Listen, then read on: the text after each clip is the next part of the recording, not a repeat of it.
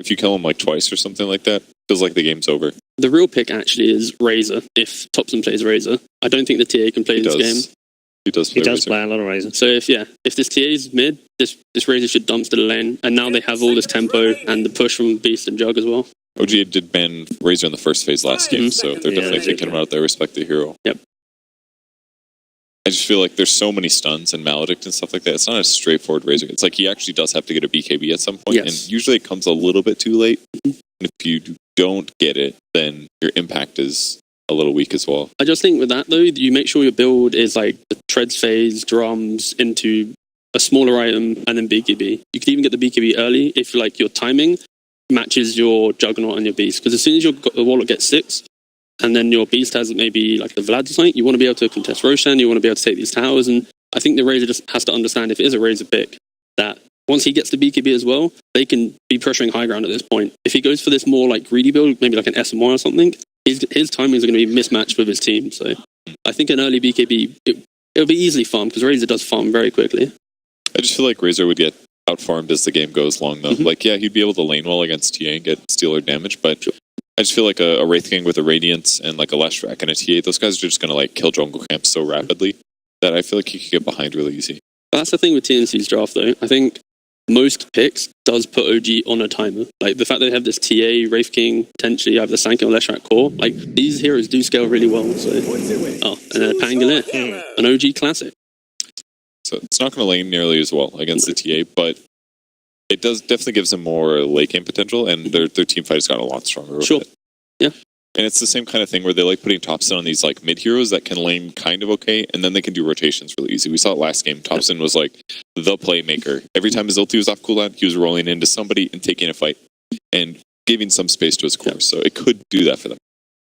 The real question is Topson going to do that thing where he played Pango and he was level 1, he then grabbed the mid creep wave to force the other mid lane to play under tower? Because TA under tower isn't that comfortable, right? So I want to see if he does this one play. I've seen him do it like once before. Like so, he pulls the creep wave around or something? Yeah, so he runs back, grabs the mid wave, brings it around, and then TA then has to just hit creeps on the tower, and then he connects his wave with his next one coming in. So gotcha. Sounds not bad. It's a very big gimmick, and I think he's only done it once in all his games, but it might be kind of cool here.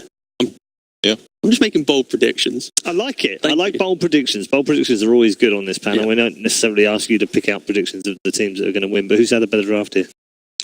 I think OG has an all-round better draft from the last game, so I think this game could easily go longer. Right. But I really like TNC's draft and how they've, in both games, they just had this nice even draft with clear kind of power spikes, clear win conditions. So I'm going to have to go with TNC for this one.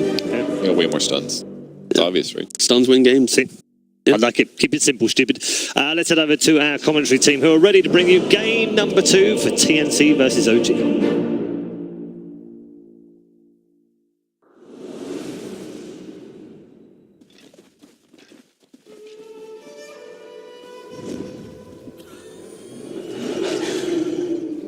Prepare for battle. The next level, you know what's cooking. Simply stunning lineup for TNC, according to the panel. Kyle, they're liking it. We were liking OG until that Pango pickup. Oh, yeah. You were saying DP? Death Prophet is where I thought they were going to go. Dude, it's like just some method of... it's just utility, right? Natural. Yule's Buyer, tons of sustainability, add some push. Oh, they're already looking for the fight. Like, you don't even get time. Topson's waiting up on the hill just to block AU in. Cut through a tree quickly, and Topson's just waiting. Again, let me just stand in front of you. Paralyzing Cast won't even bounce for him. Jump forward, and they want to give this last hit into Topson as well, and they've got it. So First Blood goes the way of OG, exactly what they want to see. And where's this creep wave skip that we're talking about? What, by OG? Yeah, by Topson. I have no idea what he's doing there, that's what I just realized he's what dire, yeah. That's what Governor was talking about on the panel before. I agree with his opinion on the draft, though, because I think TNC has the edge. It feels so simple. I felt this way about EG's Game 1 draft against Secret yesterday, where you just have this natural way that the 5 heroes are going to play fights and play the game. They don't have any issues finding kills. You think about a team fight, Brave King Sang can go in, TA is kind of your centerpiece, Lesh and Witch Doctor find areas to hit spells, and I do not know what T-Gub's talking about. I've never seen this Hi, before. Thompson. Yeah, this is what I think he was talking about. The cask won't bounce. He's just pulling the creep wave, and this means Armel has to fight underneath the tier 1 tower early on, unless he can drag it back up again. It's a heavy amount of damage into Thompson. But what does this accomplish? Like, where's he drag it to? Back to his own tier 1 tower in mid, it seems. Armel's managed to get every last hit in for the creep wave already, so he's not caring too much about that. Is this... Okay, I mean, hey, I'm just... whatever floats your boat. Yeah, Although I Witch feel Doctor like is really hitting him down. if there was an area where like I would want to be contesting the TI, it gets you to level 2 without having to actually like tank side blades, but you've already taken so Is he much dead? damage. Yeah. Thompson? That was interesting. To be sure. Top lane, Gabby's also on the run back out of here. Seb and Jirex trying to work together. He got one quick blast from the Wraithfire, but it's not enough to create the distance between him as well as Seb. And that's also a clarity cancel on the Witch Doctor, so his presence on the top lane becomes a lot less. Yeah. I like the OG concept. To your point, like this is something that they've done throughout history. 3 methods that they've abused is like breaking the rules of the game: illusions, damage amp, damage reduction.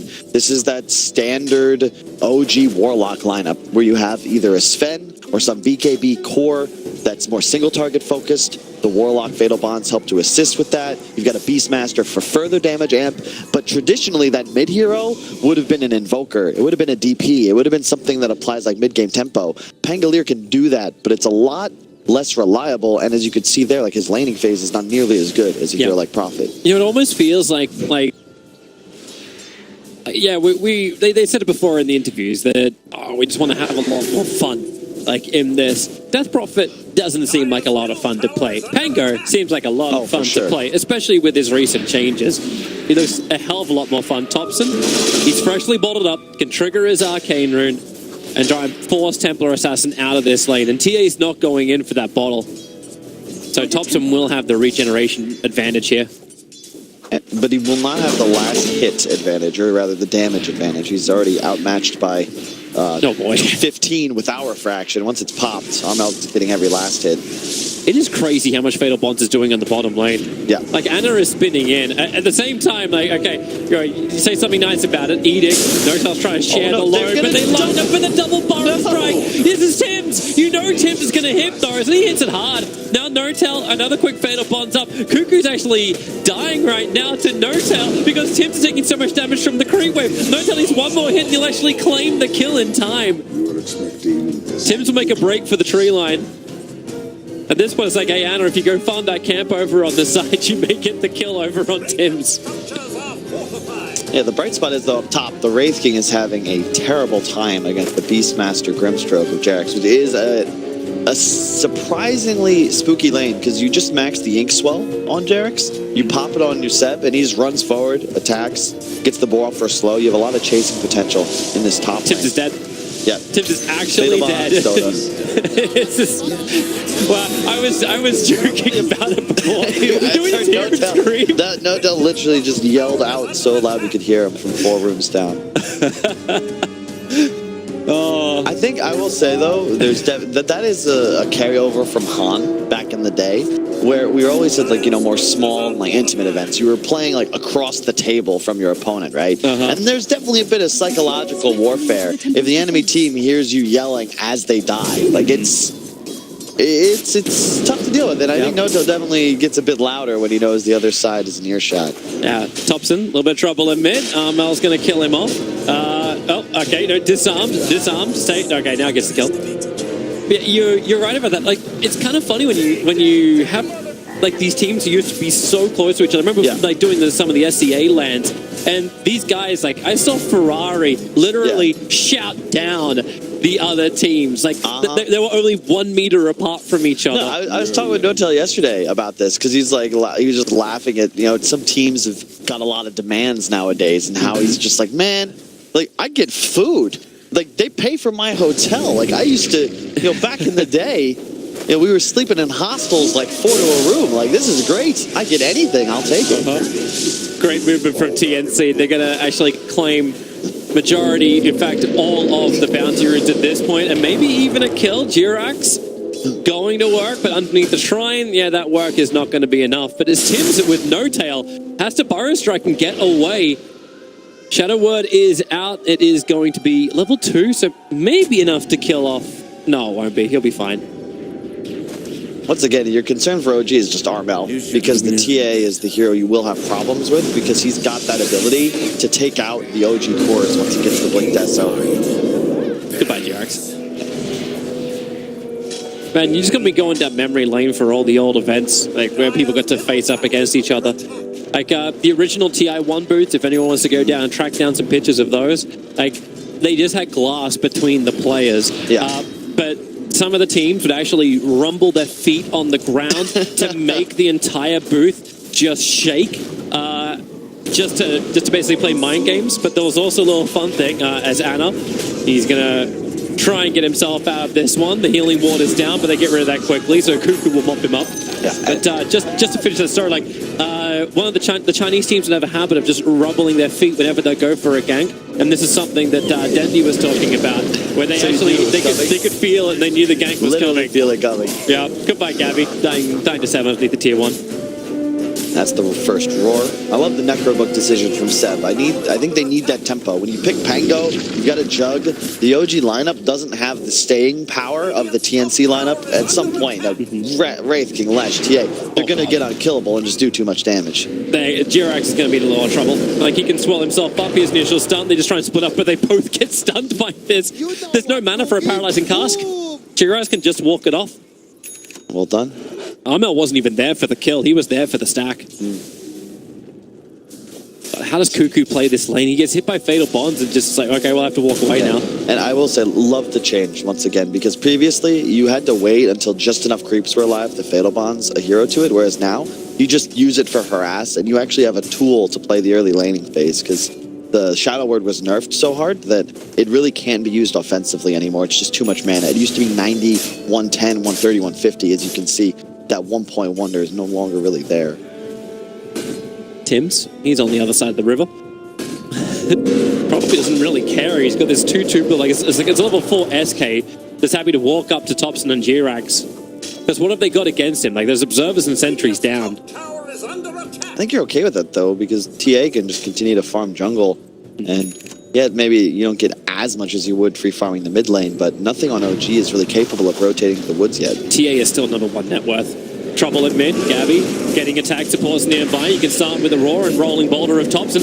Got the ink swell on him. He's actually moving up over towards Armel. Runs through him. Number 1 net worth. It's going to go down for TNC. Well done by Seb there. That's all the Necrobook.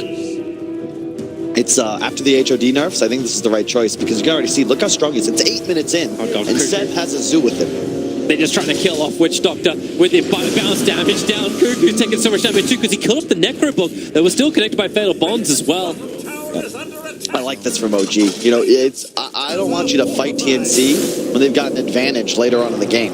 But this early phase, when they're trying to accelerate and get all their cores online, yeah, get aggressive. Utilize this Thompson Pango pick, the Seb Necro Rush. Like, you can't lose a fight right now, so just continue to rinse, repeat, find these engagements. And it feels exactly like the classic OG. Like, oh, 4 people are fighting, where is Anna? Yep. He's farming up on bottom, he's pushing a tier 1 tower down, he's getting solo experience.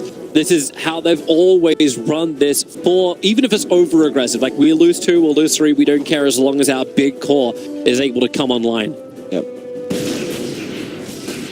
I mean, they use that net worth. Like, Seb is number 1 net worth on OG by a decent margin. But what does he get? As you said, like, he gets a Necrobook for something that enables him to do this. And you can also see the interesting thing about just having last pick versus not, where TNC, they got a 10th pick outclass game.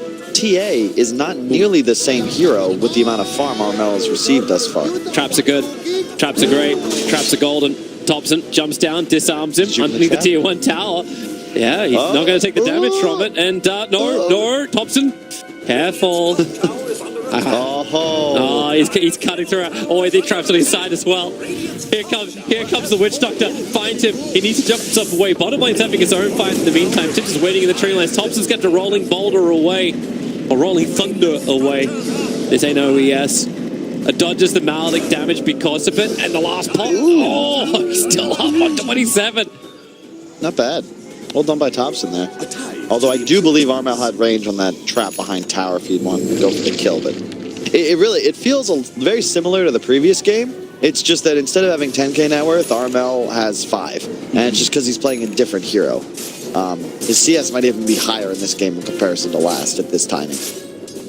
In addition, OG, they have that team fight edge. They didn't go for this... they don't have damage problems like they did last game because they've got Fatal Bonds, which also is, in my opinion, the best synergy with Grimstroke, like in Dota. I said yesterday, Fatal Bonds is your true ultimate. If you pop your Grimstroke ult, it hits 2 heroes, and you throw Fatal Bonds out, it gets cast twice. It's 2 separate instances. You take an absurd amount of damage, and that's without any creeps or other heroes being in the vicinity. You know, I actually like to start a campaign right now. Like, it's, I don't know if JJ can go to that little hawk that's just working its wings off. Please save the wings of the hawk. Why does it have to twitch like this? It's twitched for so long like this. All right, back to something real. TP out. Tier 1 tower will fall off bottom lane, but save the hawks, save the wings. And another thing I like about what OG's done so far is you look at the item synergies, right? The Necro Rush on Seb. Look at it. Can we focus on the game? Oh, there's a little butterfly. There's a little butterfly that's there flushing with him. Tier 2. Okay, fine. There's Dota going on. I bend to your will, Kyle. Hey, look. Okay, there's another hawk there. Oh my. Look, you got the easy jab. The Fatal Bonds. Connective up. No, wait, they've killed off the creep wave too quickly. You're in charge of analysis for the next 10 minutes, Toby. Only if a techie gets I'll picked. point out differences in the trees, because I've personally always been fond of firs, and I feel like in Dota we've got way too many evergreens. Yeah. Hey, is that a ficus? Look, this is the thing about the OG lineup. You've peaked. It's 12 minutes in, you've got drums, Necro, a Warlock behind you. You can do whatever you want. And this is when I feel like OG plays the best. They have tempo. They can control the pace of the game and force TNC to move as they want them to. You don't want TNC to be able to play their game. That's when they look like a tier 1 Dota team. In a game like this, where it's more about map movements, farming patterns, item decisions, power spikes, it's complicated. This is where they struggle a bit, and I think OG can look to abuse their experience here as we watch this play out in the mid game. Yeah.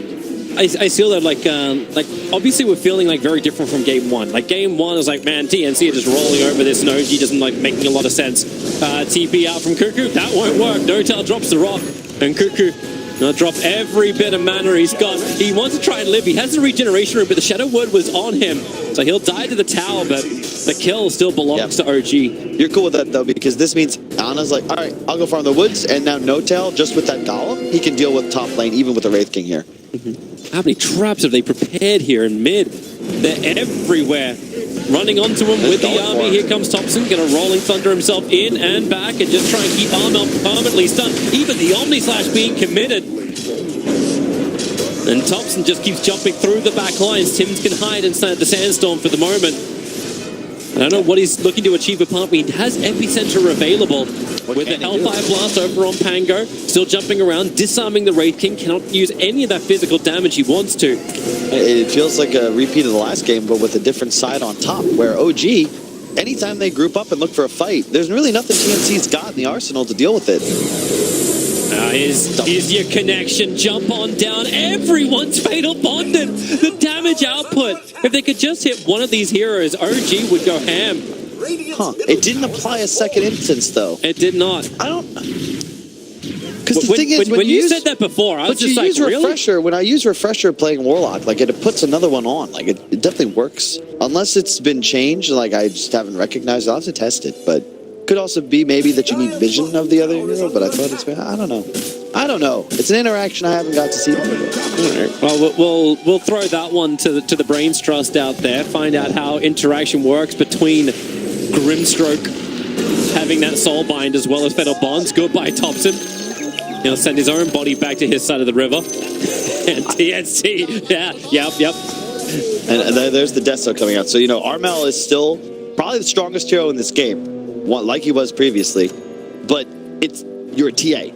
He's going to fall off. And in addition, he doesn't have that ability to just walk at the enemy and be unkillable and deal the most damage. If he gets roared, If he Comes gets OG. Straight into Gabby. Roar is out. They're going to burn off the mana. 160 needs to be dropped below that. Well, there goes your reincarnation. Here comes Cuckoo. Rotomato's going to work. He wants to kill off the Beastmaster. And he's going to rip straight through them. Working with Armel. The spin is out as well. They're going to get the kill on the wall. Cuckoo is still dying so quickly thanks to Anna. And Thompson, he's able to disable the Templar Assassin, disarming him up. Ends up being a 2-for-2 trade-off. OG were definitely the instigators. Someone to get that bounding rune. As now Thompson jumps down the bar strike. It's going to be good on him, but they're able to get the silence out. They hold that SK out of the fight, allowing him to chase down Gabby. They won't get the big one. They really want to kill off Gabby as Tim's can hide inside the sandstorm. They have no detection available, so it will remain at a 2-2 trade. If you're okay with that, I think if you're OG, keep in mind that was going through the Wraith King ultimate, and all of TNC was there to immediately take out Seb. They blew a lot of spells just to get that free Aegis cooldown, and they still ended up in a 2-for-2. And once again, this is the strength of this Pango pick, where you can see the initial arsenal of spells, you only get this ult. TNC look to close in, Sankin getting there a bit late, but you see Thompson just TPing. The moment he arrives, this fight changes, and even though Armel is standing in the middle of this fight, he's doing so much damage, but he can't actually do it. Like, look at this. Look at that. Yep. It just spells. And in addition, the spin, the Pango swashbuckle, like, you're getting rid of the refraction immediately, and TA is just too squishy to stay in these fights.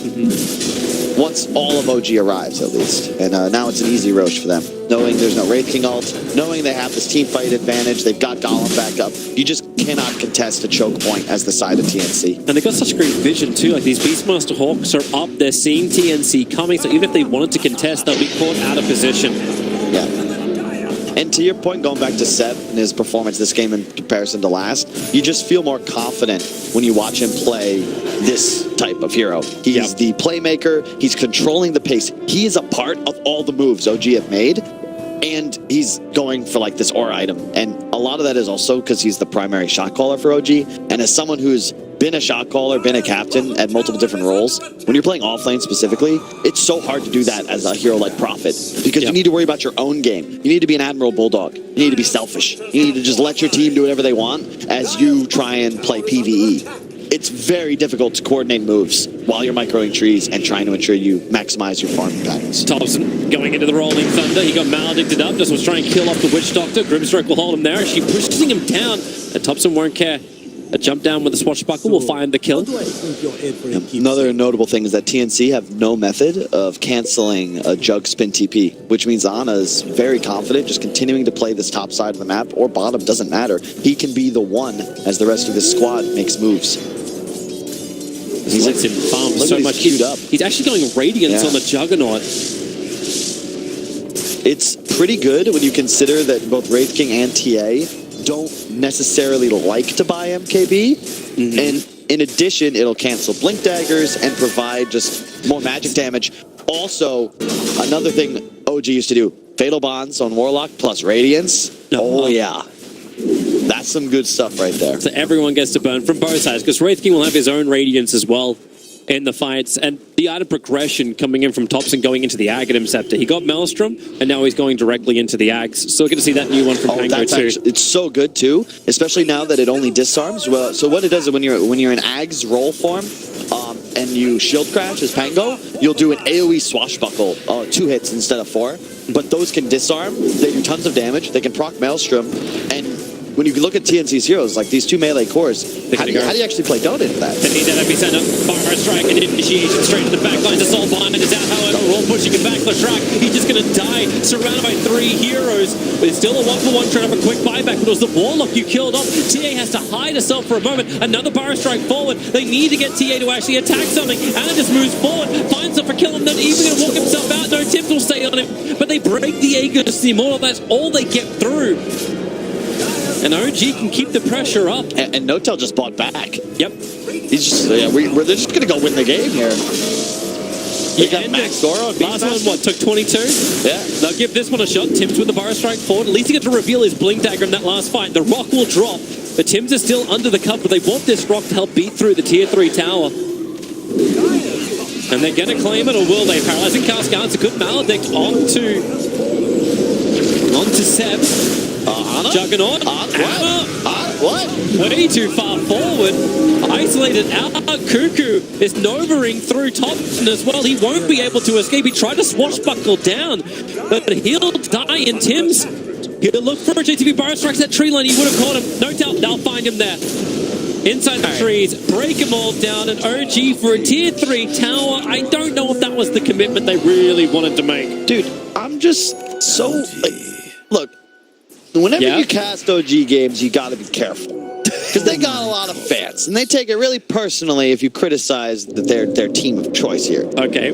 But this is weird, man. And I respect OG a lot. I love watching these guys play. That was weird. Ana just took effectively poke damage, mostly from a sandstorm, and just died.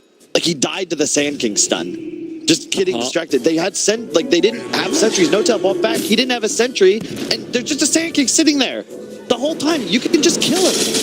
They drop rock, but there's no detection. It's just weird. They get to tier 3, but they lose 3. It equalizes the game state here, and it also, the Aegis advantage is gone.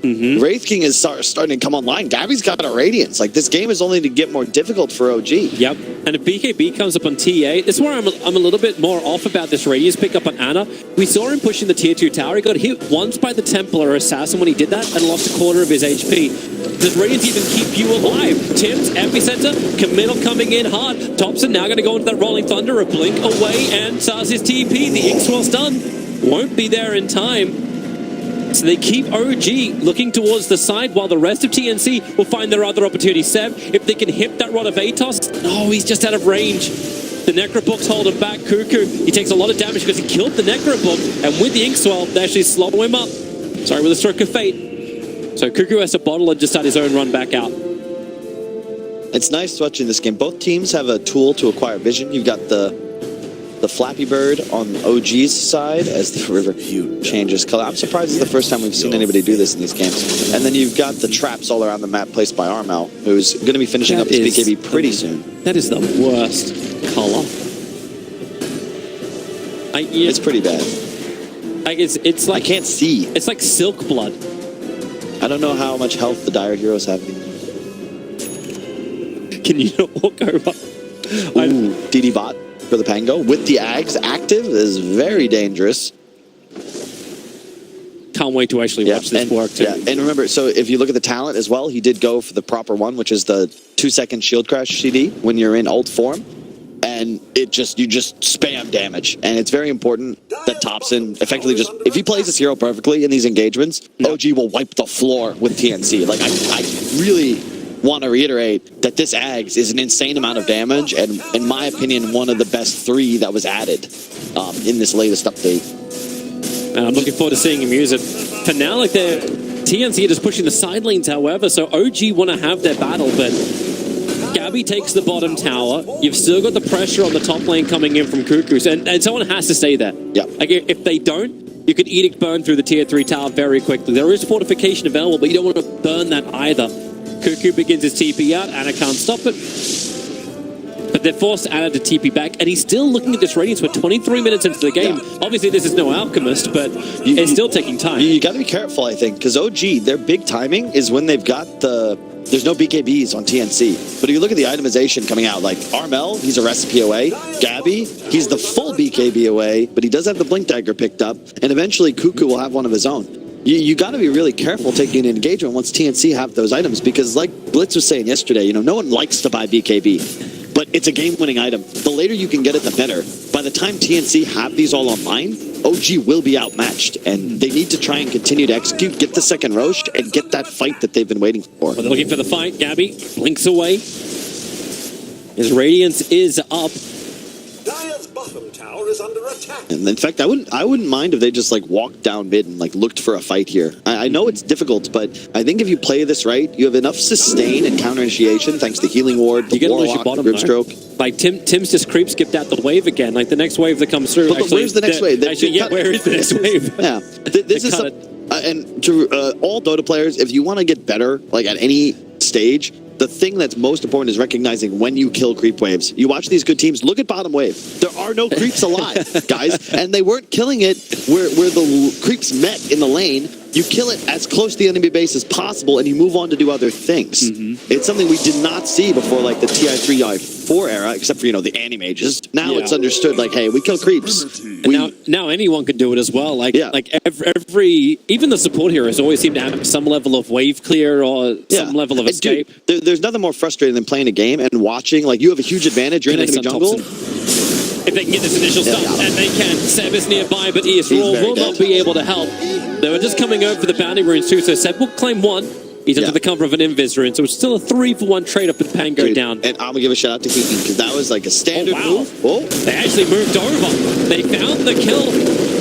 There is a quick silence out. Tim's is not too worried about this. He's got pipe. He just actually freshly bought that before they came out for this maneuver. And not just that, Toby, they smoked for bounty runes. It's simple, it's easy, but it's something I didn't see TNC doing at the start of the year. It's just... The drafts are good, they're talented. Just keep the game easy and just play around the natural movements. You got Roche up, so camera views. I don't think TNC can look to contest this. They're unaware. Really unfortunate spawn timing, because as I compliment them for making a good move, they're going to give away this big objective. Well, do they actually, like, do they need it? Like, if they fight OG into this where they don't have Epicenter available, they don't have Death Ward, it's easy to just take the tier 2 tower and say, well, okay, fight inside of our base. We'll have buyback ready. Everyone but the TA has buyback available for TNC. Yeah, I agree. And to your point, you're right. It is the right decision, because you don't have BKBs. And you're in a position where you still cannot win a fight in the Roche pit. It's the same. Warlock is probably second only to maybe Darkseer of 2015 in heroes you don't fight in the Roche pit against. Warlock, Phoenix, Undying, like anything that's got this massive area control. If you have to walk into the choke, you will lose the engagement, especially when there's a bird flying around somewhere invisible. Yeah, like you've always got to say, like, I'm being watched. Yeah, like the animals are against me. And Cuckoo's done a great job as well of keeping this top lane pressured up. Yeah. It's always making OG come back to that top lane. And what's he putting it into? He's putting it into that team fight sustain. You've already got the pipe from the SK. He's going for a full Greaves with the casual buckle, which also helps just push out the wave for the moment. Seb, Rod of Atos, they want to go for it. Yules have to begin with. G-Rax has the silence available because he used the Yules to initiate. The Roar gets split through the Soulbind. They're even dropping down the rock to ensure both of these heroes fall.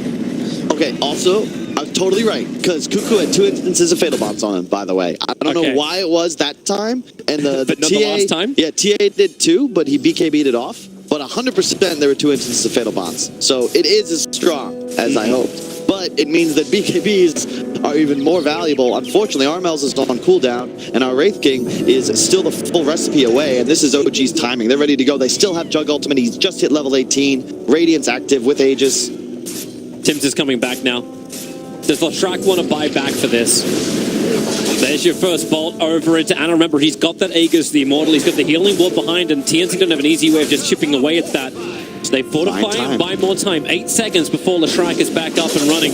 They get rid of at least the rock. A quick stun in with the death ward. The damage onto Ana is pretty high. He'll actually go down this one until Thompson gets the rolling boulder in. Ana will start to spin away as Thompson just does so much damage with this north, south, east, west swashbuckling boulder. They've held, though. That was really well done by TNC. They're using their spells just because Thompson wanted to pop ulti earlier before the stuns came out to zone to kill Rax. TNC get the damage off first, so it's more of a peel. OG didn't feel powerful enough to pursue. Starts it off, knew that Tim's was going to initiate in the raw Soulbind again. The Soulbind came a little bit later, however. But they have just destroyed them!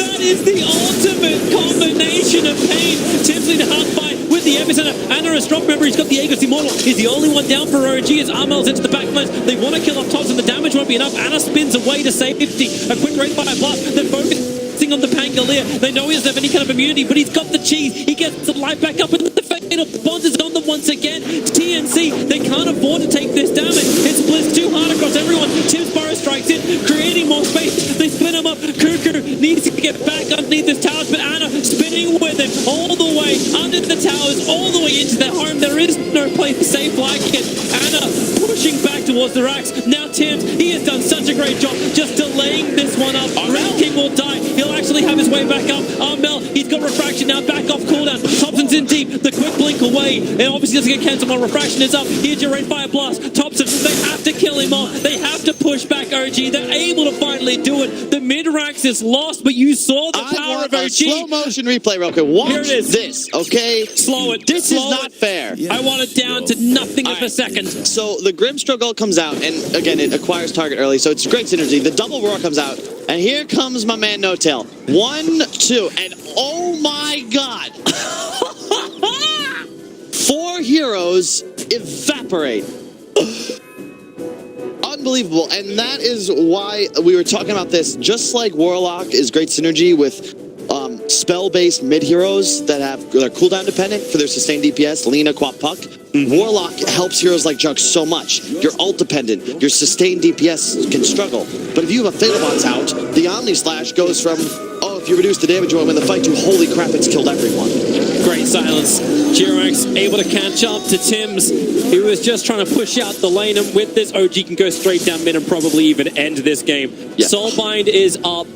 They smoke to get in as well. Yeah, 4 heroes sharing 30% damage because No Tail talented it. That's like 120. Then you double it, 240. So every hero's taken like regular damage and then 2.5 times damage in addition. Sure.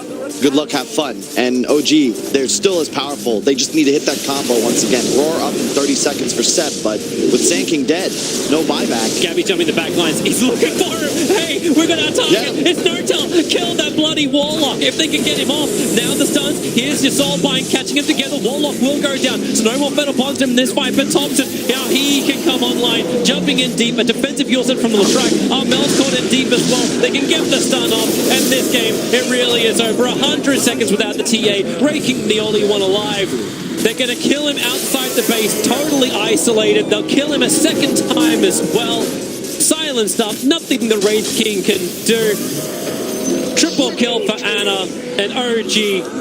They will be able to claim this game. Oh, yeah. We haven't had the GG call. There it is right there. 1-1 OG strat. Worked perfectly. I love it because, you know, No Tail's interview even sets this up. You talk about breaking the game, right? Finding ways to exploit the rules of Dota, things that shouldn't work, right? I actually don't know what TNC are supposed to do. You guys see, like, what? There's like giggling. This is broken. This is legitimately broken. Do I agree, Seth? If you agree, Seth. If they get Soulbind, Roar on a Soulbinded hero, Fatal Bonds on a Soulbind